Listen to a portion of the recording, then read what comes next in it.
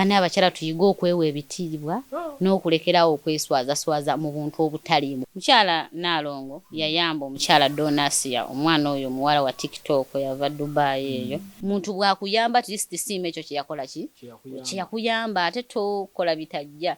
Mujja tulemesa okuyamba abantu. Mujja tulemesa okubeera n'abantu. Muntu ovayo n'omuyamba ate nakufukira atutebba. Ate Nalongo kyeyakoze okubanga yazzeeyo ku kkooti eri gye yeeyimirira ku luli nakyo kibi. Era omulabi alabanga eryo bbuba lye wataddewo ate nga weewaka n'omusajja oli tomwaga. Kati omwana oyo yasibizza waaki saawa zino. Bana Grace musooke mumuleke asanyuke ku lw'omwana we kuba alaba kati kipya nnyo. Temumanyi Grace mbeera gy'abadde ayitamu n'omwana we nnyingi nnyo gyesobola kuttottola naye ng'ekisinga omuluma tewali wadde message eva ewa taata w'omwana nti bannange omwana yasuza atya. Omutima gwali gumuluma olw'okuzaala omwana nga bamwegaanya okuva ku lubuto mpaka omwana we yali atuuse. Ng'ekyo kimukubye wala. Omwana akula ogenda mugamba otya musajja ali eri akwegaana mu bantu takumanyi n'erinnya takola ki talimanyi. Kati ekyo kyonna nga buli wakirowooza ku stress zayitamu ate endala ze sigenda kwogera nga nakyo kyongera omukosa ate ennyo. Nze lujje mulungi atulaba nga tusinzire wa Ajat Aisha Kaloddo. Nasembayo okuba wano nga waliwo omwana gwe wantumya muleeta omuyambeko. Omwana yayina famire awo nga abazadde baafa nga tayina akaagamba n'ongamba muleetera wamuyamba. Weebale nnyo weebalire ddala. Mugamba mutya eno? Munnange gye tuli ogamba otya mwami Lujja? Tuli bulungi. Abannayuganda babuuzeeko batuli kusalamu. Abannayuganda mbaagala nnyo. Assalaamu alaikum wa rahmatullahi wa barakaatu. Muli mutya ba mikwano? Ajati wamwe Aisha Kaloddo nga bulijjo. Weebale okubeerayo okunyirira na kwagala Bannayuganda. Bannayuganda mbaagala nnyo by the way kuba yensi yange era njagala nnyo so kwagala nsi ndala kusinga yange. Okunyirira alhamdulillah Mungu afaayo. Ate omwami nagana ekintu ky'omwami ekyo ebyabaami by'ensonga ki bituleetedde obuzibu mu nsi muno nkyane bibe omwami ye tusooke tumuleke. Naye ng'oli mufumbo. Abantu bayinza okugamba ajja si mufumbo. Lwaki siri mufumbo? Nze n'omukyala eyakkiriza Allah nentuuka mu myaka gino nga kiba kinene nnyo. Weebale kusabira Grace Khan sanyuka tiringi. Grace Khan masha Allah. Essanyu oliwulira? Ndiwulira ennyo n'amaanyi amangi ennyo ddala. Omwami waffe yakomye. Omwami yakomyewo kyekyo kye twali twagala era kyekiruubirirwa kyaffe era lyessanyu lyange. Weewaawo nga Grace tannabakomawo tanakujja gye ndi kumbuulira nti mukadde kino na kino kyekiriwo naye nkimanyi ajja kujja.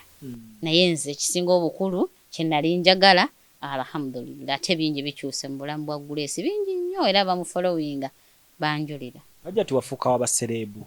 Siri w'abasereebu era naye nze nfaayo nnyo ku muntu oyo gwendaba ayita mu mbeera emunyigiriza naddala ate nga mukazi. Omanyi njagala nnyo abakazi nnyo era bw'oba weegendereza ndi omu ku mukyala yagala nnyo okulwanirira abakyala bannange okufuna obwenkanya. Bwe mwasembayo okulya ne Grace Khan mwali mujaguza akyawo nalabanga enkoko musala eminyige bagiyita batya nga amatooke galudde ku sigiri ekyali awo. Onanjogeza ebyama. Wasembayo okundana ne Grace Khan mashallah. Omwana oyo nali maze ebbanga nga mulaba ddene nnyo nga ayina embeera gy'ayitamu etali nnungi abantu abamu basobola okunjulira. Naye ne ngamba bwe ntuukirira omwana ono ne njogerako naye ntusheyalingako ku birowoozo ne ndaba kiki ekiri ku mutima gwe na kiki ekimusumbuwa. Oba oli awo nsobola okubaako engeri gye muwewulamu ku mutima gwe n'okusobola okumanya nti ayina at least abantu ababeereeyo nga bamulowoozaako oba nga bamufaako. Omanyi ebiseera ebisinga tubeera eyo nga tulina embeera gye tuyitamu ne tulowooza tuli ffekka oba tewali andaba oba tewali andowoozaako. Banaye tuba tubalowoozaako. Ensonga ki nasalawo nno nnyo omwana oyo oba omukyala oyo kati nga kyennyina okukola tulina okubeerako ffenna tufumbireko wamu tulyeko ffenna kugamba nsobole okuba mukwano gwe ambuulire kiki ekiri ku mutima gwe ate ndabe embeera ki butya bwe nnyinza omuyambamu. yakubulirako ku byaliwo musajja yali amweganya yambulira bingi nnyo era abalaba bintu oba akalaba walaba yambulira yankabira amaziga yakola ki era nenvaayo mu kamera nenneeyama nja kuyamba mu buli ngeri yonna gye naaba nkoze ki gye naaba nsobodde ate era n'okubanga nkola ekisoboka okukomyawo taata w'omwana by the way omwana ekyali kisinga omuluma omutima gwali gumuluma olw'okuzaala omwana nga bamweganya okuva ku lubuto mpaka omwana we yali atuuse ng'ekyo kimukubye wala omwana akula ogenda mugamba otya musajja yali akwegana mu bantu takumanyi n'erinnya takola ki talimanyi kati ekyo kyonna nga buli wakirowooza ku stress zayitamu ate endala ze sigenda kwogera nga nakyo kyongera omukosa ate ennyo so yembeera bye namusangamu era ne musuubiza okuba nga tujja tutambulira wamu era abadde balaba Grace emyezi gino gye tumaze nga tuli ffenna basobola okumulaba nti abadde akyuse ye nga yeeyisa bulungi bantu batandise omugula ku mikolo ayimba nga yeeyisa bulungi ddala nga nange mpulira kubanga womubuulirira ekintu akola ki awuliriza era namugamba bonna neekwata ntutambulira wamu n'owulya byeggamba n'okussa mu byange mu dduwa zange nkakasa obulamu bwe bujja kukyuka. So stress yali ekkakkanye mu biseera ebisembayo. Stress yadde nze nalabye nga taata w'omwana yakomyewo naye Grace abadde yakkakkanye nga yayize okwegumya ng'omuntu n'okumanya nti ekyo kyayitamu kisoboka tekisobola okuggwawo era abadde mukazi nnyo nga muvumu nga nabiri byadde akola n'abanga alaluuse byonna byakoze eki naye awo wennyini musanyu eringi lyennyina essanyu walirabyeko nalirabye bannange nalabye essanyu musanyufu nnyo ate nange ndi musanyufu nnyo nawulidde ku mwami byayogera mwagaliza ssanyu ate lisingano eryo ate era sisobola kulekeraawo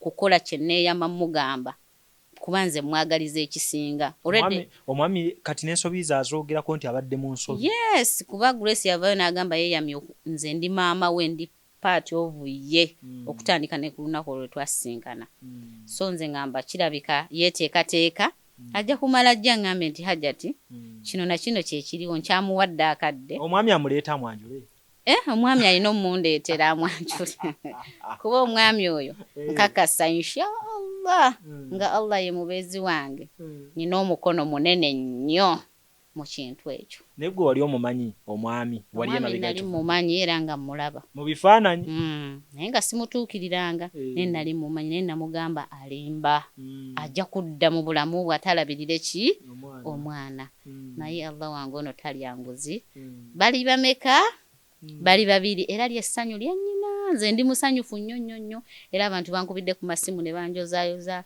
Hajjati webale komyawo Grace musanyu webale nnyo naye nasinze kusanyukira mwana waffe oli omuto naye abeereko ne taata we n'essanyu lya taata kuba buli mukyala ali eyo yeegomba ozaala omwana ng'alina taata we newaba talina nnyo kyakuwa naye ng'akkiriza nti yaani naye kibi nnyo omusajja okwegaana era ne yeegaana n'omwana kiruma naye ekyenjawulo nti omusajja kati yatuteereddewo essuula empya tukkirize ensobi zaffe ng'abasajja ate era n'abasajja era mukkirize ensobi zammwe ate kibi ng'omusajja olaba buli wobeerewo ne weegaana omwana wo n'emikisa gikukendeerako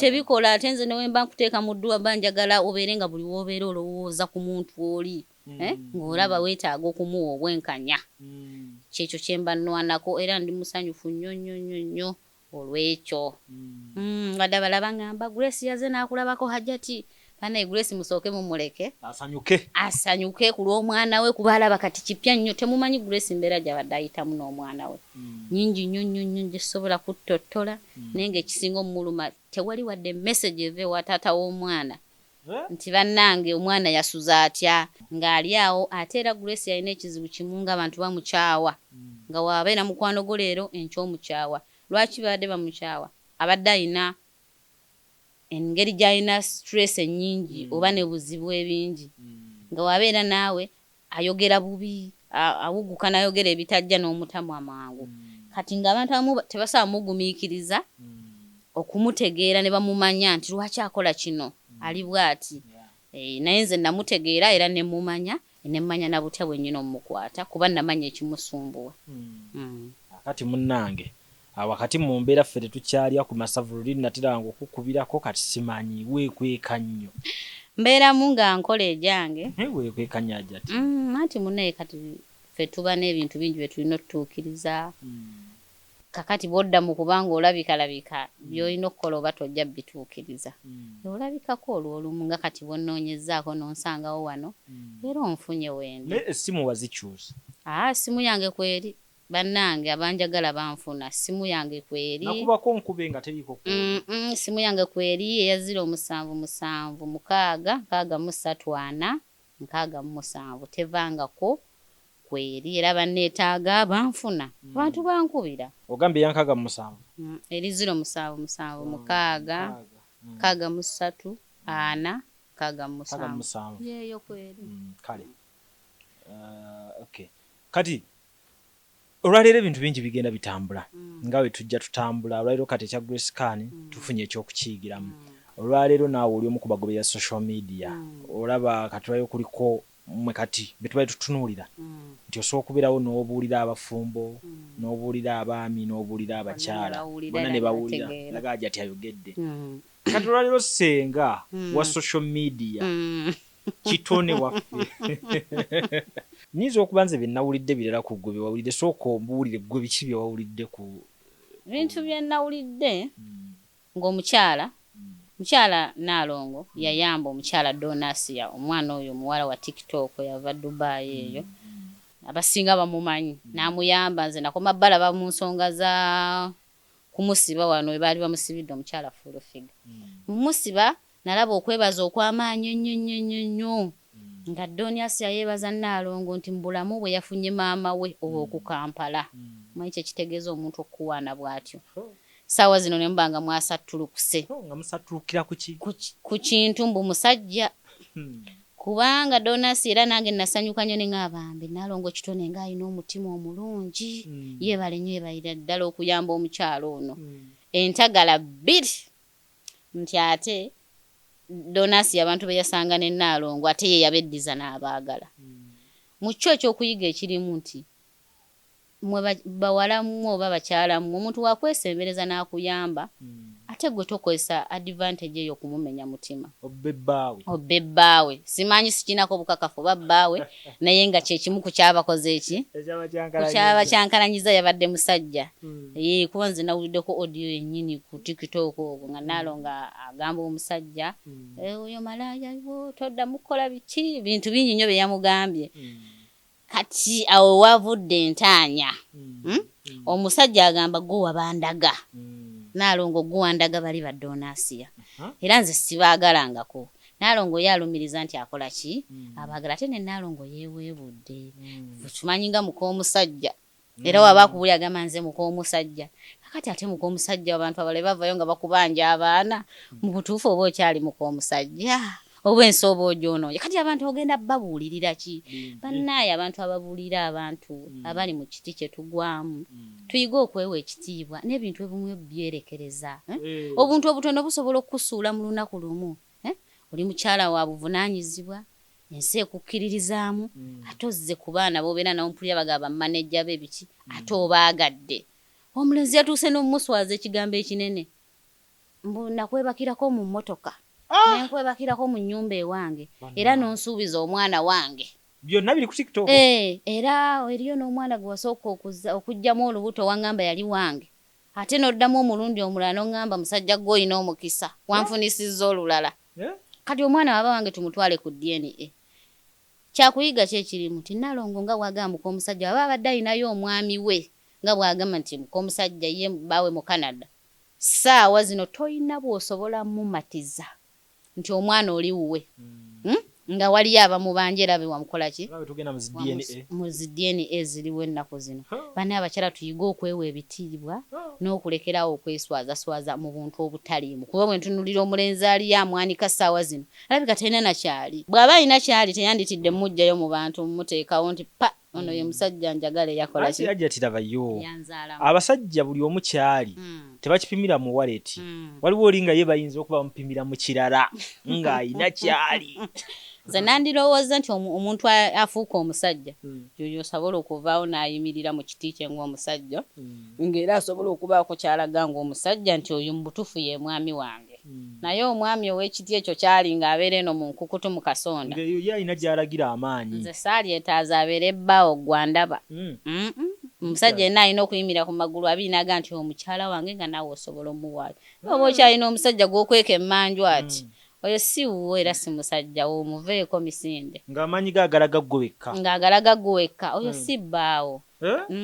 Awabaawo okukuta kwesitegeera. Abakyala nga beewaana eyo nti zo wange.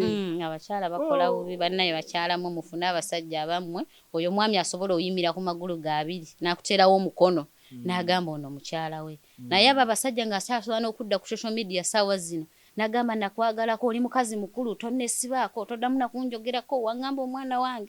Oyo si musajja. Ate nenzirako ne ku basajja. Mwami lujja abasajja mweddeko. Ate tutya. Bavubuka mmwe babasajja mmwe muyiga okwewa ku kitiibwa. Ebintu ebimu yandibiresse n'abisigaza ku mutima gwe kuba ebyo si bye yadde birina otukakasa nti kituufu yakola ki? Yakola kye yalina okukola. Yakoze bubi nnyo Nalongo munenya naye muntu. Naye n'omulenzi yakoze bubi. Ate ne Donasiya naye mubi. Muntu bwakuyamba trisiti siima ekyo kye yakola ki? Kye yakuyamba ate tokola bitajja. Mujja tulemesa okuyamba abantu. Mujja tulemesa okubeera n'abantu.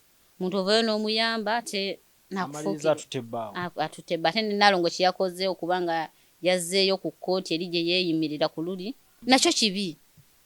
Era omulabi alabanga eryo bbuba lye wataddewo. Ate nga weewaka n'omusajja oli tomwaka kati omwana oyo yasibizza waaki ssaawa zino. Kale bonna si bantu balungi naye nsaba beetereeze ensonga ze bazijje mu mawulire. Omuvubuka oyo bw'aba ndaba nsaba alekeraawo ebigambo ebyo akomaawo byeyogeddeko bikola ki? Bimala. Njagala ombuulire lwaki mmwe abasomesa eggwanga ku by'obufumbo ebiseera ebisinga ebyammwe bitabanguka mangu kitegeera ate era n'abamu aboogera ku bufumbo si bafumbo. Abantu abamu tebali ekyo kye bali. Abantu abamu beerimbika mu byatu batasobola. Bw'obuulira banno kirala nga gw'oli kirala. Ogamba omusajja tasobya kola bwoti nga gwe bodde ekiro odda mu mmotoka ne bakujjira bye bakoze ebitajja. Kati gwe munaaye omanyi Katonda talya nguzi mwami lujja kankubuulire kino. Katonda oyo abantu abamu bagamba ebya Katonda birwawo naye Katonda munene ate Katonda mukulu. Wallahi muntu gwaliyo nga tomanyi nti Katonda munene oyina ekizibu ky'amaanyi. Olunaku lumu weekweka naye Allah mala n'akwasanguza buli kimu ky'okola wakati mu bantu ne bakumanya. Kitegedde kwerimbika mu kyotali. Nti Katonda ajjakera ku makya ggulewo oluggi. Buli omu akulaba embeera zo gwani. Akwanika obuziina bwo. Kati ssaawa zino byebyo. Byetulaba Katonda akera ku makya n'ayanika omuntu obuziina ate tulabye bangi. Tulabye bangi kyekyo kyeggamba Aisha Kaloddo olina okwekuumira mu kitiibwa kyo ekya Aisha Kaloddo. Mpaka osobola okulabirwako n'abaana abagenda ozzaalibwa enkya. Naye bw'oba weerimbise ng'abamu ojja ogamba abantu abalala kirala wallahi ya Mungu Katonda agenda keera ku makya akwanike era ali mu bbandika. Saala kijjo oyinza osabira Abannayuganda okutwaliza ewamu eyawamu kiki oyagala olaba ensi eno ng'ekyusizza? Ensi eno njagala kugiraba nga nteefu naddala ekisinga okunnuma obutabanguko obuli mu maka gaffe by'ebintu ebikyasinze. Lwaki nkyogeddeko bwentyo? Nti nze ndi muntu atuukirwako buli bantu benjawulo onooli naye gundi zensinga okufuna za bufumbo wallahi za bufumbo. Omwami wange omukyala wange omwami wange omukyala wange. Ensonga lwaki nnwanirira abakyala n'ekirala ne mbagamba nti gwe mukyala gwali eyo ng'olina embeera gy'oyitamu sigambye bakyala bokka n'abaami. Ntuukirira nze ndi mulwanirizi wa ddembe ly'abakyala okusooka. Saagala ne bw'ojja ewange ne mukyalawo saagala obeere nga manya abakyala bano mpagi nnene nnyo. Eddembe olirwanirira otya jati? Ndirwanira mu ngeri yonna gye mba nsobodde. Mpita mu kukubuulirira okuba kansolinga ate n'okubateeka mu dduwa zange.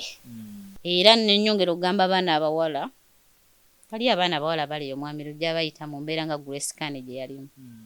Grace Kane muyinza ogamba ajja ati ayamba bazze mu kamera nedda. Kwefuna kasimu kange ntuukirira tujja kukyogerako era kitereere naawe ofune obwenkanya taata w'omwana wo akomewo alabirira omwana wo. Akomewo alabirire famire ye. Bw'wabaawo omusego gwamubba gumuveeko akomewo ewaka amanye nti gwe mukyala we n'abaana be mutambuza obulamu. Tenammwe abawala muyiga okweyisa obulungi ng'obbi omusajja wa munno. Tomalaako mukazi oli mirembe mulinnyirira mutuusa ku point ey'okumutta ng'atunula. Abantu balina ebizibu bingi nnyo, bizinensi zaabwe, emirimu gyabwe, amalogo gaabwe bandoga bino, abantu balina amajjini gabalumba, bizibu bingi ebitambulira mu nsi muno. Eriyo bano abali ebweru nga ye ava eno nga bamusiranyiza empapula ze ne zigaana okuyitamu, bingi nnyo nnyo. N'ekirala ne counseling, muntu obeereyo ng'osobeddwa nga gw'oli mu kattu ogamba bannaye nkole ntya, nze nafunye omwami juzi nga yagala kwetuga. Baakebedde mu dyeni abaana be 5, mwami myaka 6, tayinaako n'omu. Tayinaako naki? Najja n'aŋŋamba ne yeeyalawo n'aŋŋaja ati kati ompa magezi ki?